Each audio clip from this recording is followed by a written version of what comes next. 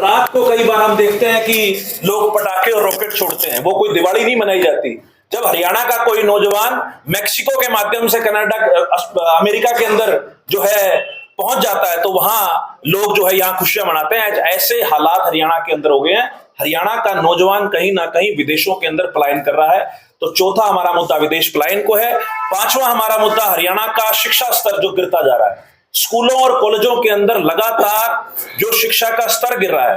आप देखिए आज सरकारी स्कूलों के क्या हालात है। सरकारी स्कूलों के अध्यापकों को, मास्टरनियों को पढ़ाने का काम आज हरियाणा के स्कूलों में नहीं हो रहा है। आज उनका काम हरियाणा के स्कूलों के अंदर परिवार पहचान पत्र, फैमिली आईडी, प्रॉपर्टी आईडी ठीक करने के काम पे मास्टरनियों को लगाया गया है। तो जो प्राइमरी एजुकेशन हरियाणा के स्कूल्स में मिलनी चाहिए, जो मिडिल स्कूल्स में एजुकेशन मिलनी चाहिए, वो शिक्षा का स्तर निरंतर हरियाणा के अंदर गिरता जा रहा है। तो पांचवा हमारा मुद्दा शिक्षा को लेकर रहेगा। छठा हमारा मुद्दा खेलों को लेकर रहेगा। जिस प्रकार से आपने देखा कि अभी हाल ही में एशियन गेम्स में हरियाणा के कितने नौजवानों ने गोल्ड मेडल, सिल्वर मेडल, और इस प्रकार से पिछले भी कई गेम्स के अंदर हरियाणा के नौजवान हमेशा खेलों के अंदर जो है अपना लोहा मनवाते रहे हैं। लेकिन हरियाणा के जो नौजवान जो पूरे देश में हरियाणा का नाम रोशन करते हैं, पूरे विश्व पटल पर देश का नाम रोशन करते हैं, उनके लिए सरकार के पास कोई ऐसी पॉलिसी नहीं है। जो कांग्रेस राज में, भूपेंद्र सिंह हुड्डा जी के राज में 2014 से पहले पदक लाओ पद पाओ की नीति जो सरकार लेके आई थी, उस नीति को भी सरकार ने खत्म कर दिया। तो कहीं ना कहीं खेलों के अंदर भी जो है नौजवानों को अपना भविष्य सुरक्षित नहीं लग रहा। तो छठा हमारा मुद्दा खेलों को लेकर रहेगा। और सातवां हमारा मुद्दा प्रदेश के अंदर जो ओवरऑल बेरोजगारी, सरकारी रोजगार की तो हमने बात करी कि किस प्रकार से सरकारी रोजगार भ्रष्टाचार और पेपर लीक की भेंट चढ़ रहा है। लेकिन कहीं ना कहीं सरकार प्राइवेट निवेश लाने में भी इस प्रदेश के अंदर विफल रही है। जिस प्रकार से आपने कल भी देखा, कल शाम को हाईकोर्ट का एक फैसला आया। हाईकोर्ट ने यह कहा कि जो 75% का बिल यह सरकार लेकर आई थी, उस बिल को असंवैधानिक करार देकर सरकार ने खारिज कर दिया। मैं सवाल पूछना चाहता हूं मनोहर लाल खट्टर जी से और दुष्यंत चौटाला जी से।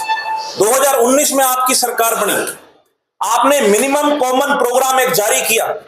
मैं कॉमन मिनिमम प्रोग्राम के जो 3-4 मुख्य पॉइंट थे, मैं उनके ऊपर मनोहर लाल खट्टर जी से सवाल पूछना चाहता हूं।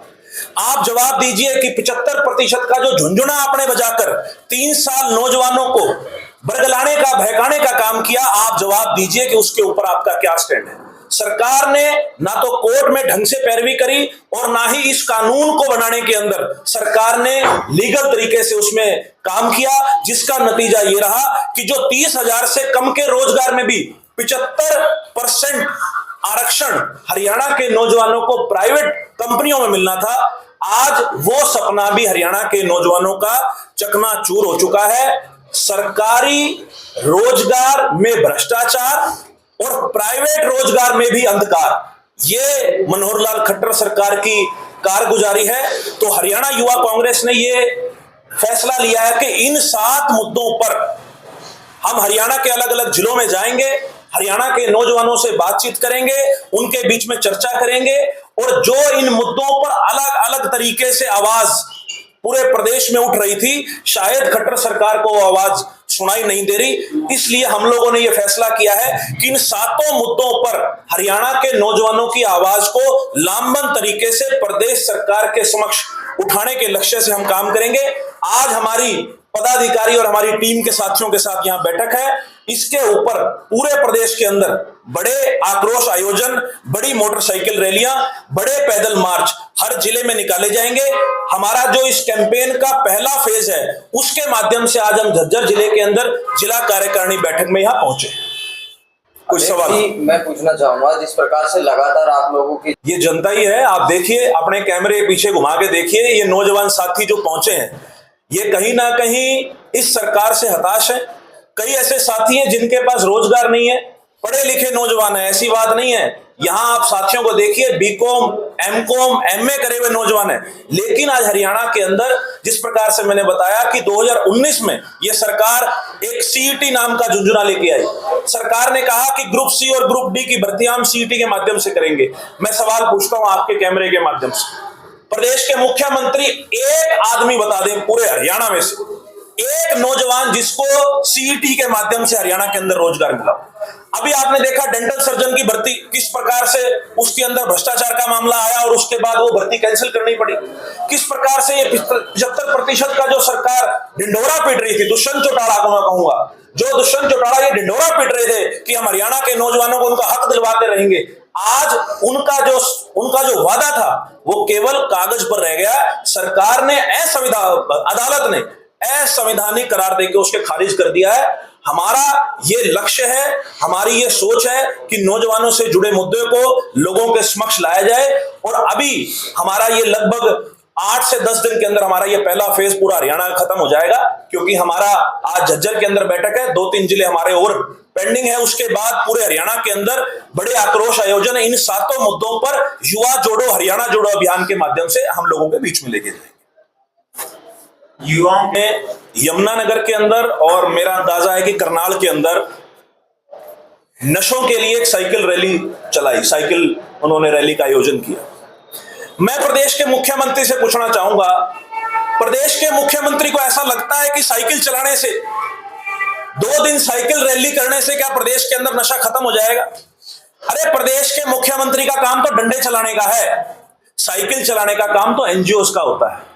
आज प्रदेश के मुख्यमंत्री के पास क्या इतनी ताकत नहीं है कि वो कुछ गिने चुने जो नशा के तस्कर हैं उनको पकड़कर अंदर कर सके? ये लॉ एंड ऑर्डर का काम है। कांग्रेस राज में लोग इस बात के साक्षी हैं कि जब चौटाला साहब की सरकार गई, भूपेंद्र सिंह हुड्डा जी जब मुख्यमंत्री बने, तो लॉ एंड ऑर्डर के क्या हालात हरियाणा के अंदर थे उसको सुधारने का काम सख्ताई से भूपेंद्र सिंह हुड्डा जी ने करा। तो मेरा यह मानना है कि सरकार में बैठे लोग, पुलिस प्रशासन का काम है डंडा चलाने का। जो लोग हमारी नस्लों को खराब करने का काम कर रहे हैं उनके खिलाफ कार्रवाई करने का।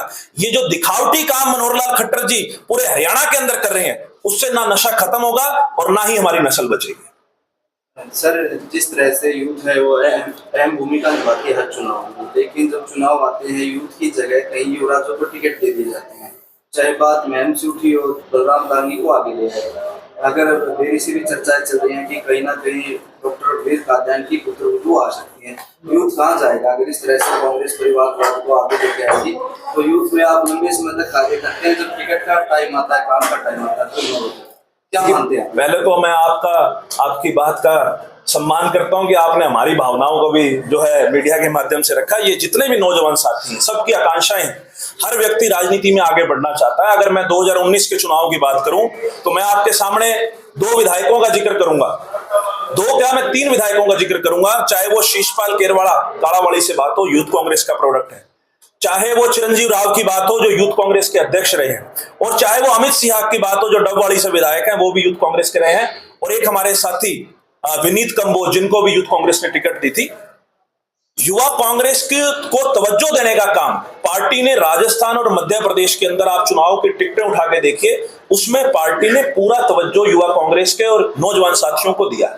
और हमें उम्मीद है कि हरियाणा के अंदर भी इस बार, क्योंकि हालात हरियाणा के अंदर ऐसे हैं, इस बार हरियाणा के अंदर आप ये मान के चलिए कि 100% भाजपा जा रही है और कांग्रेस आ रही है। और इस बार आपको यह देखने को मिलेगा कि 2024 के विधानसभा चुनाव में हरियाणा की विधानसभा में कई नौजवान चेहरे देखने को मिलेंगे।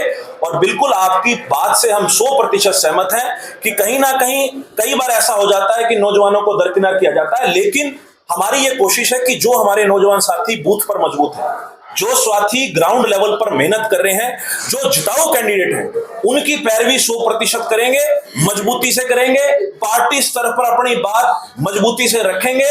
हमारे प्रदेश का कुशल नेतृत्व आदरणीय हमारे प्रभारी दीपक बाबरिया जी, भूपेंद्र सिंह हुड्डा जी, उदय भान जी, दीपेंद्र सिंह हुड्डा जी, उनसे भी हमारी लगातार इस बारे में बात होती है।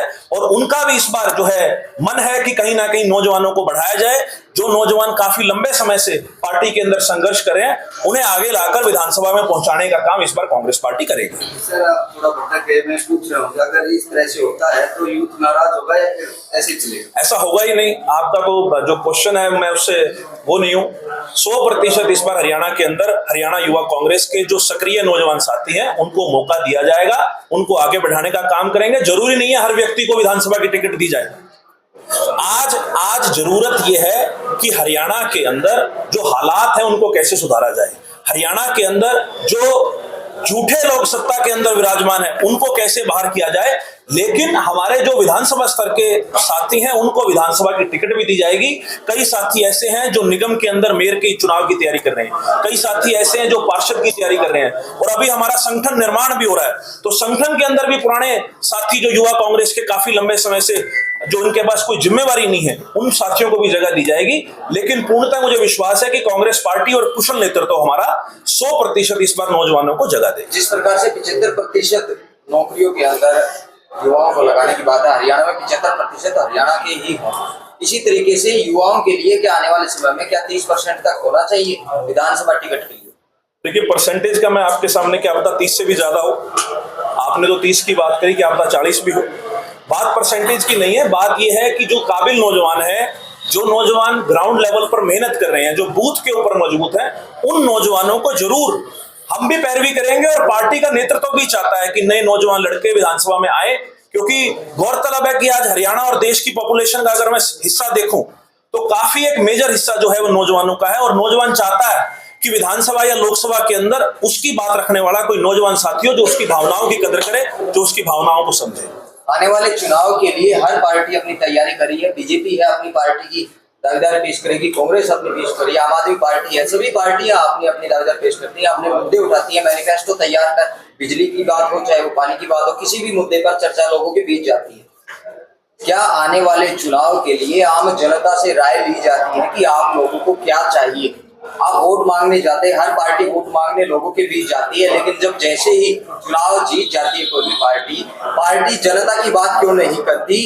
ये क्यों नहीं कहती कि जनता की सरकार बनेगी? ये क्यों कहती है कि कांग्रेस की सरकार बनेगी, बीजेपी की सरकार बनेगी, इनेलो की सरकार बनेगी?